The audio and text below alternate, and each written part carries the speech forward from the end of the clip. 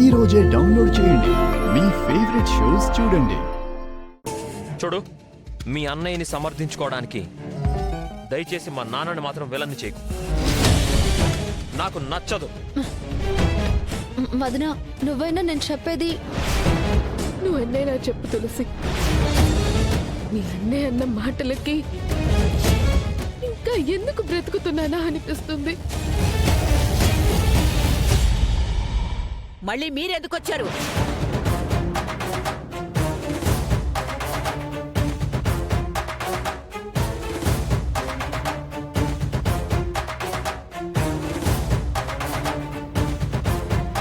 మా కొడుకు చేసిన పనికి మేం క్షమాపణ అడుగుతున్నాం.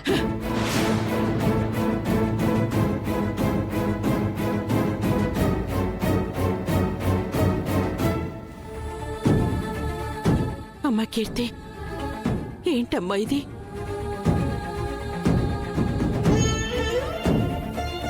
ఇలాంటి పని చేసేవేంటమ్మా? వాడి మాటలేమీ పట్టించుకోదని నీతో చెప్పాం కదమ్మా. అయినా నీకు మేమున్నామమ్మా. ఎవరు ఏమనుకున్నా నువ్వు మా ఇంటి కోడలివి. నిన్ను కడుపులో పెట్టి చూసుకుంటాను తల్లి. ఏయ్, మీరంటే దాన్ని చూసుకునేది? మా అందరినీ కాదనుకుని మీ ఇంటికి రావడమే ఎక్కువ అనుకుంటే ఆ హరీషు అలా మాట్లాడి అవమానిస్తాడా? నేనే గనక అక్కడ ఉండుంటే వాడి నాలుక తెగ్గోస్తుండేదాన్ని.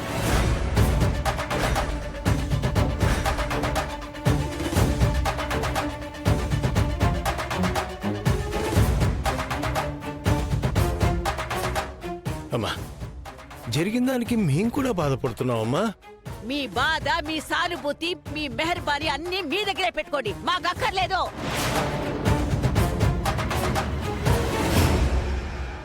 మర్యాదగా వచ్చిన దాన్నే వెళ్ళండి, లేదంటే ఈ నీలాంబరి నిజ స్వరూపం చూస్తారు మీరు.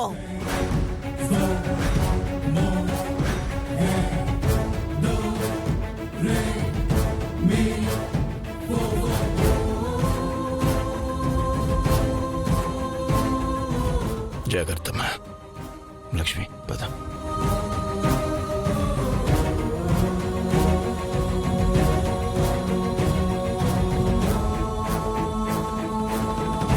ఆగండి.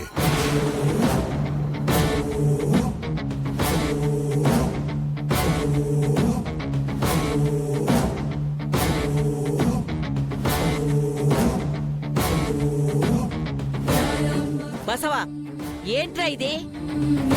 వాడు అనుమానించిన దానికి వీళ్ళేం చేస్తారమ్మా?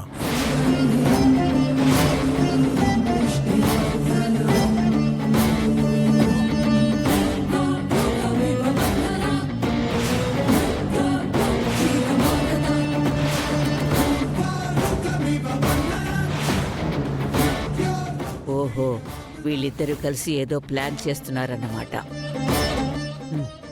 సరే కాని. వాడన్న మాటలకి కీర్తి అలా చేసుకుంటుందని మేము అనుకోలేదు బావగారు. సరే, జరిగిపోయింది కదా. నా కూతురు రాత బాగుంది కాబట్టి క్షేమంగా తిరిగొచ్చింది. అచ్చాలు నాకు. వాడికి మేం బుద్ధి చెప్పామన్నయ్య గారు. మమ్మల్ని నమ్మండి. కీర్తిని మాతో పంపించండి.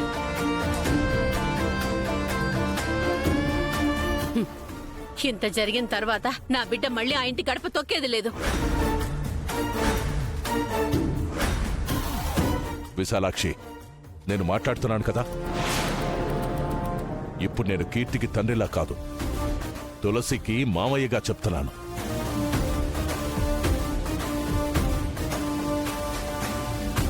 రేపు మేము షష్ఠి పూర్తి జరుపుకోబోతున్నాం. మీరిద్దరూ తప్పకుండా రావాలి.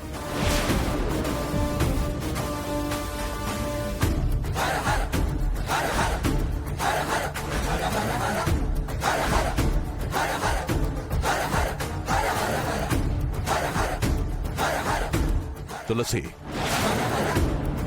మీ ఇంట్లో వాళ్ళందరినీ తీసుకొచ్చే బాధ్యత నీదే.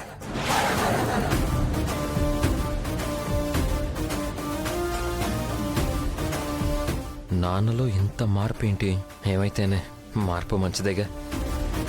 మళ్ళీ ఫంక్షన్కి వచ్చిన వాళ్ళందరూ అడుగుతారు కదా, అందుకే రమ్మంటున్నాను. మీరంతా తప్పకుండా రావాలి. పాపం ఆహ్వానించారని ఆనందపడిపోతున్నారు.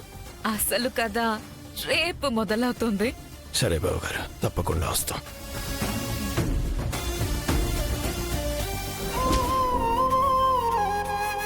అమ్మా తులసి, మీ మావయ్య ఇలా మమ్మల్ని షష్ఠి పూర్తికి పిలుస్తాడని మేము అనుకోలేదమ్మా.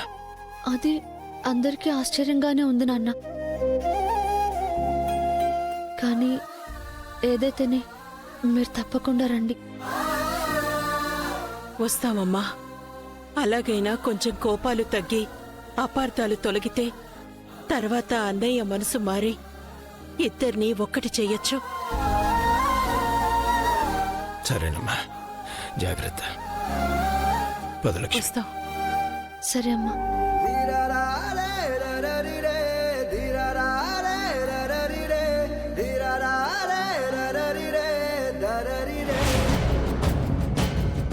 ఒరే బసవా, సడన్ గా నీ నటన చూసి కొంప తీసి ఎన్నికల నోటీస్ వచ్చిందేమోనని డౌట్ వచ్చిందిరా. నిజం చెప్పాలంటే ఆ కాసేపు నువ్వు వాళ్ళ మీద ప్రేమ వలకపోస్తుంటే నా ఒళ్ళంతా జర్రెలు తేళ్లు పాకుతున్నట్టు అనిపించింది.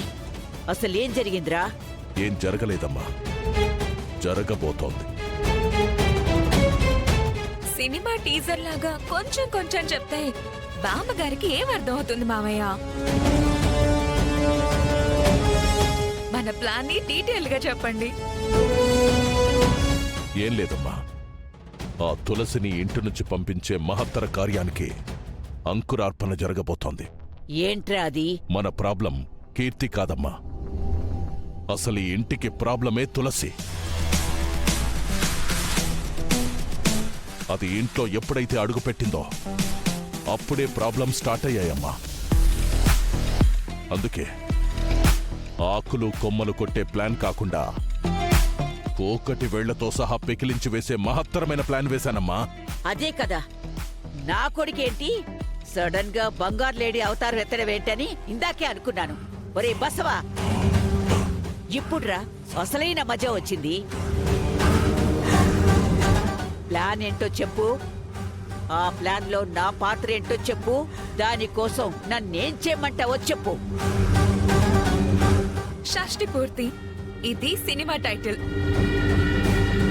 కథ, స్క్రీన్ ప్లే, డైరెక్షన్ అన్ని మావయ్య గారే డిజైన్ చేశారు. అవునమ్మా, నా షష్ఠి పూర్తిలో సంతోషాలు, బాధలు, ట్విస్ట్లు, ఎమోషన్లు, పంచభక్ష భోజనాలతో పాటు నవరసాలతో కూడిన ప్లాన్ అమ్మా ఇది. ఆత్రం ఆగడలేదు, చెప్పరా?